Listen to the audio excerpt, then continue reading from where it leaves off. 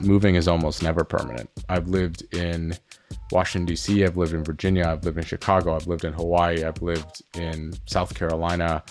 I've gotten around quite a bit, and I didn't necessarily feel compelled or that I needed to stay in one place for any extended period of time. There's a lot of things that are great about where I live, but there's things that I think I'm ready to begin changing. I also have felt a little bit stuck for some time. I think that this is something that I'm really excited to do. Some people might ask, Ken, why did you decide that this is the right time? When you make it easy for yourself to create or work or do any of these things, I find that it really does pay dividends. And those are things that I'm really excited about.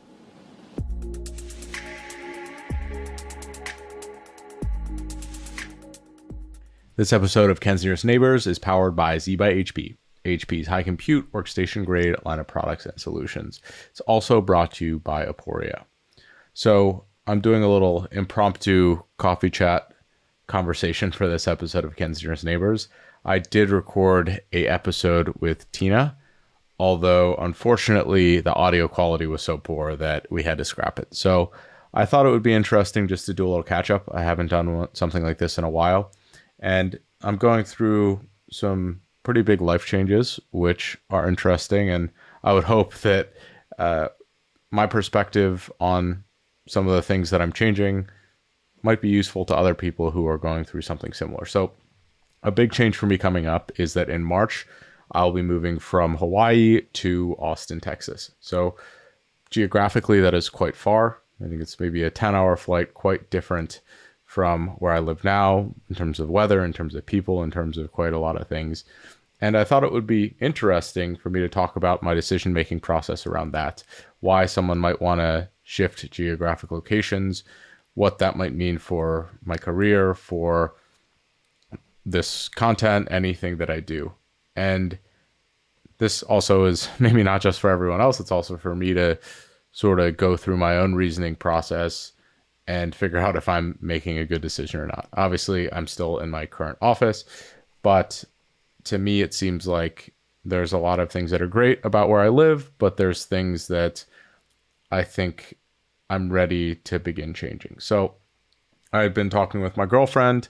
Again, our goal is to move in March of this year. And to me, it seems like Hawaii has been awesome for, I've been living here, I think 4.5 years since the pandemic, but it also has felt like it wasn't necessarily real life. It's very nice to live where I do. The weather's incredible, a lot of these things, but I also have felt a little bit stuck for some time. I'm not around necessarily the same type of people that I'd be around in a larger city.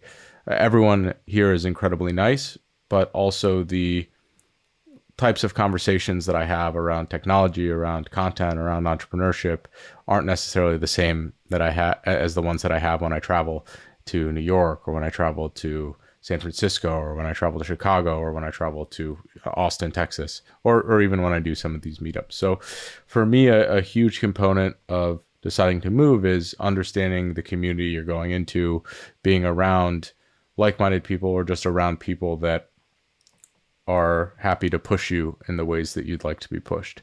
So I felt that I've personally stagnated a little bit here, and I'm excited to maybe go somewhere where there's a more vibrant entrepreneurial energy, where I might be motivated, and changing your scenario and your surroundings can be something that really does that.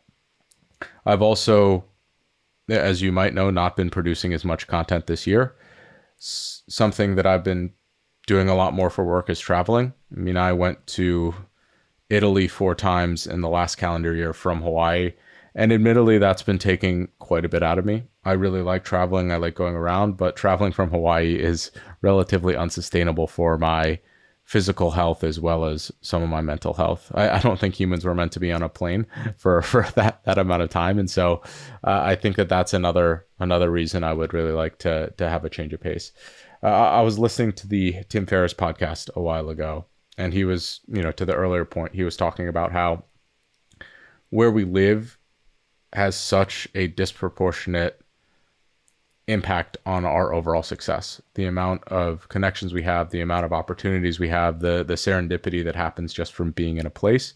And to me, the Austin is a very good city for the type of serendipity that I would like to create. There's a lot of people doing content. There's a lot of people who are entrepreneurial. There's a lot of people who are moving around and excited about doing a lot of the same things that I am. And I would love to be able to be more a part of that.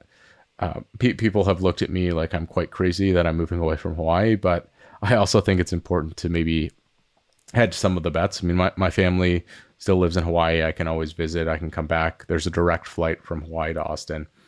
And those are things that I considered as well as, moving. Is that permanent? How long am I going to be there? And something I've realized over time is that moving is almost never permanent. I've lived in Washington, D.C. I've lived in Virginia. I've lived in Chicago. I've lived in Hawaii. I've lived in South Carolina.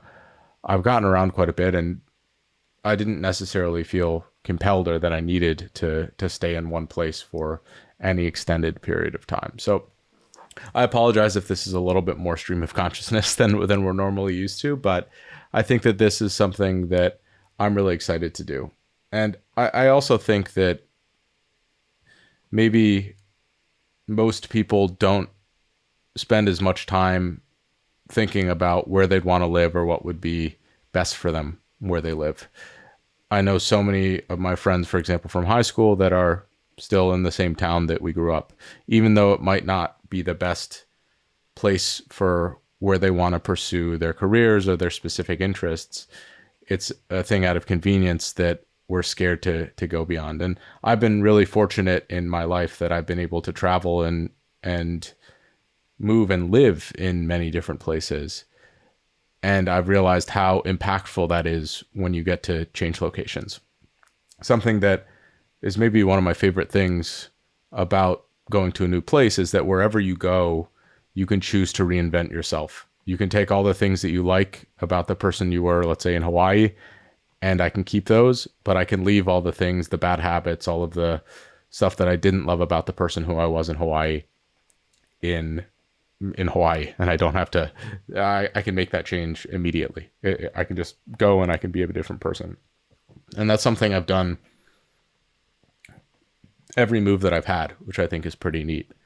And that's one of the reasons why I think I've developed into who I am today, is because I was able to take the things that I liked from all these places and leave the things behind. I mean, here in Hawaii, I think I became a little apathetic with my work. I used to be someone that was very detailed, very organized, and I haven't seen that in myself here. You look at my messy desk, all these different things around me, and that's something I definitely want to leave behind. I also have benefited in many ways. I think when I'm in Hawaii, I'm a lot more maybe zen. I've spent a lot of time outside. I've been able to be very introspective and think about who I am. And that's something I want to take moving forward to anywhere that I go. So I don't know if anyone else is in one of those scenarios, or they feel something similar by moving. They can sort of go through a metamorphosis. But to me, this is something that I thought was cool and interesting to think about, but also something I wanted to share with other people if they might have a similar experience. In terms of content, the podcast and these types of things, I really do. It might not seem like it because I haven't been as consistent as I have been in the past, but I really would like to double down on podcasting. This is something I inherently enjoy. It's something that I really love to do. And I think being around other people who are doing something similar might really improve the quality and the thought that I bring to any podcast that I do. So I'm just very excited for the prospect of learning from other people, and that's something that I haven't been able to do as much as I would have liked. I do have standing calls with a lot of my friends in the YouTube space, and some of them in the podcast space, but to me, this is such a cool opportunity to be able to learn from other people, to make connections, and to really thrive in a new domain that I'm exceedingly ready for. And some people might ask, Ken, why did you decide that this is the right time, 5-6 months from now? And to be honest, I didn't make that decision. My girlfriend decided that was what worked for her. But to me, you don't necessarily need, you can create reasons to create artificial deadlines. And this is something I've been thinking about for a while, but now that everything's aligned, it seems like it's okay to pull the trigger. Let's take a second to hear from one of our amazing sponsors that supports the show. Ever wonder how to keep your AI models not just smart, but responsible and effective? That's why I've partnered with Aporia. Their AI performance platform offers full-scale observability and real-time AI guardrails. Trust me, if you're in the data science field, Aporia's got your back. Don't miss out. Check them out at aporia.com.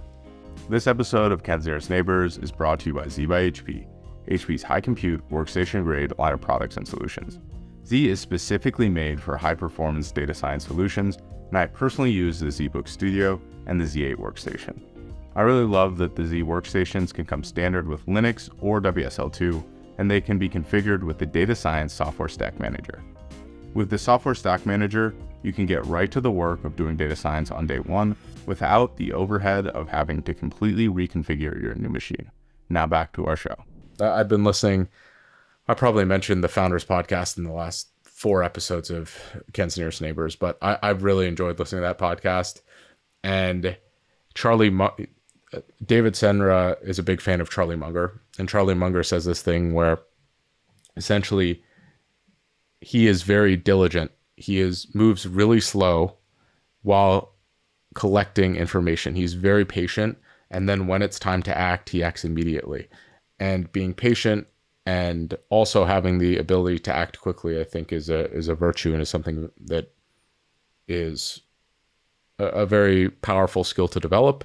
And hopefully I'm ready to act now and be able to build on that. I've been thinking and sitting and plotting and evaluating how this will play out. And now I feel like it's time to act, and I'm ready to do that with conviction and really go and try to dig in somewhere else. I will also say that something that I've learned about myself over the last 4 years living in Hawaii is that control over my own domain is very important to me. My living space, my ability to organize it exactly how I want is something that is very heavily tied to my overall output, productivity, and mental health. And since I've been living in Hawaii, cost of living is very high. I haven't been able to live in an apartment that I felt I could make my own. For a time here, I was living at my parents' retirement home, and I wasn't able to build the exact environment that I thought would create the most success for podcasting or content or any of the work that I was doing. Of course, I built spaces that I like. I mean, I actually built that green wall and those types of things back there. But moving to an area where we can afford dramatically more space is something that I think will have a really outsized impact on my ability to create and my creative drive and my overall motivation.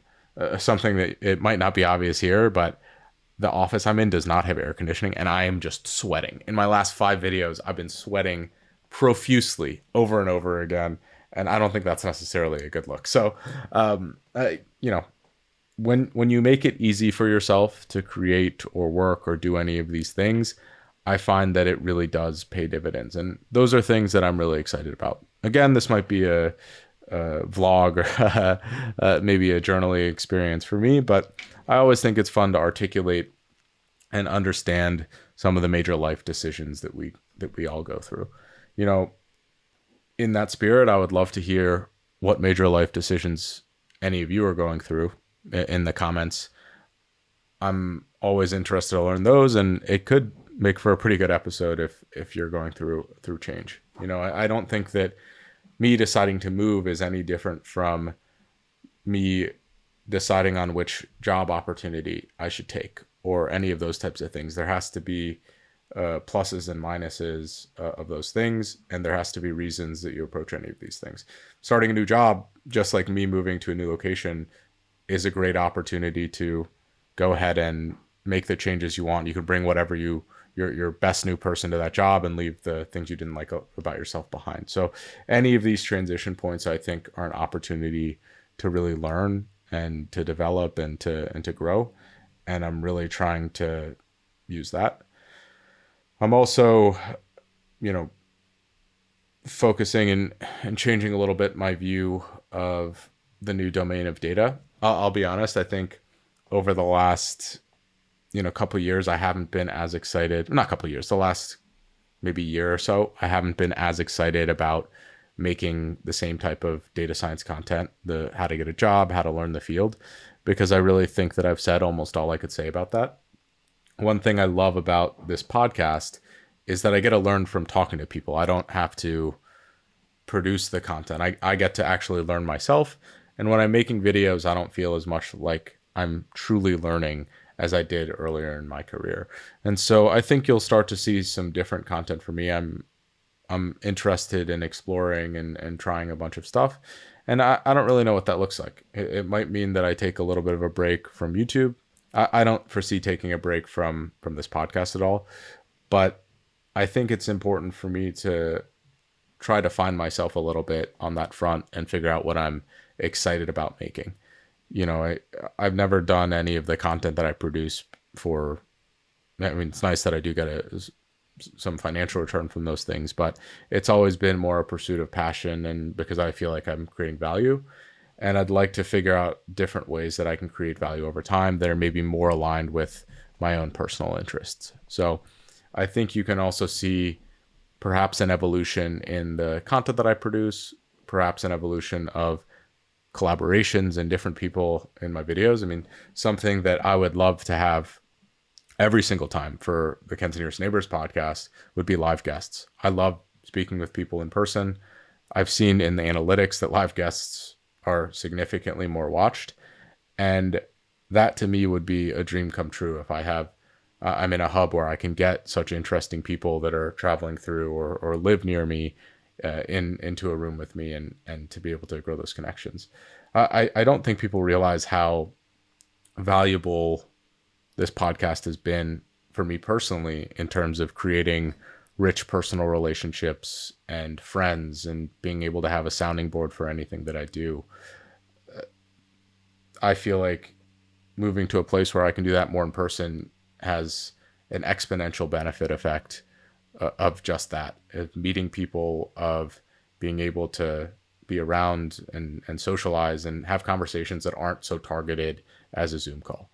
Something I've realized is if I have a scheduled call, let's say I have one with Luke every month, we're only talking for an hour. We sort of plan and figure out what we want to talk about, and we talk about those things. It does sort of ramble on, but if you're around your friends for hours a week, rather than setting a specific time to talk, you get a lot more out of that. You get these weird, random conversations that you wouldn't have thought about before. The conversations, the thoughts, they just go into these weird directions. And I think that that's where a lot of magic in terms of entrepreneurial spirit, ideas happens. And to me, that's something I would love to create more of. And it's not that I don't have friends out here. I have a lot of friends that I play golf with, that I do jujitsu with, that are a little bit, and some that are, for example, my girlfriend's friends. But I don't have any that I think share the same values professionally as well as the same interests, again, in entrepreneurship and content. And I'm very excited to be able to have more informal interactions with people like that. So again, maybe this is just me rambling on and talking about what I'm planning to do. But I think me talking about decisions in my life, me talking about what I enjoy doing and what I'm looking forward to, could inevitably, hopefully, help someone else think about what they're doing right now. I mean, it sucks to feel stuck. It sucks to feel like you're not motivated or any of those types of things. But there's a lot of levers you can pull, especially moving physically to another location that might have more of the things that you want. So I'm optimistic. I'm expecting an exponential growth in all of the things that I care about when I make this transition. I'll be sad to go, but I'm always more of a future optimist than I am someone that reminisces on the past. So a little bit offbeat, a little bit different. We'll be back next week with a normal guest, but I wanted to share some experience, catch up a little bit, and just share that things are changing, hopefully in a good way. Until next time, good luck on your data science journey.